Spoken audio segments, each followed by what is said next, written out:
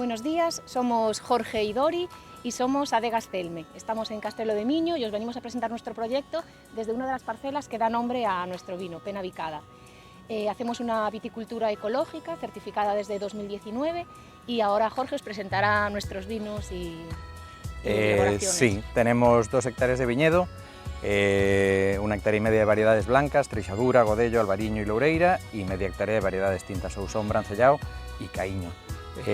Bueno, hacemos un montón de elaboraciones diferentes, hacemos blancos, tintos, un vermú y nuestra elaboración más especial, que es un tostado. Estamos en el Valle del Miño, los suelos que tenemos aquí es sábrego, suelo, roca granítica meteorizada, y bueno, al trabajar con variedades autóctonas, con este suelo, con este clima y trabajando en ecológico, pues lo que conseguimos pues son vinos frescos, bueno, muy agradables. Y luego jugamos también un poco con las distintas elaboraciones.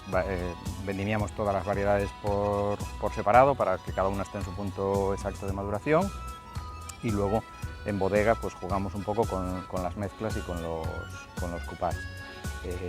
Bueno, centrarme también un poquito en nuestra elaboración más especial, que es el tostado, para el que colgamos uno a uno pues unos 20.000 racimos de Treixadura, Loureira y Albariño, y los dejamos secar durante 5 o 6 meses para luego descolgarlos y con eso hacer un vino dulce que pasa 8 meses en barrica y 1 año en botella. También nos gustaría presentaros nuestro proyecto de enoturismo, aprovechando el enclave en el que estamos situados, a unos pocos metros de un castro milenario donde aparece un lagar, donde ya se hacía vino en el siglo I después de Cristo, y también teniendo en cuenta las características de nuestra viña, todo variedades autóctonas gallegas, minoritarias y en peligro de extinción.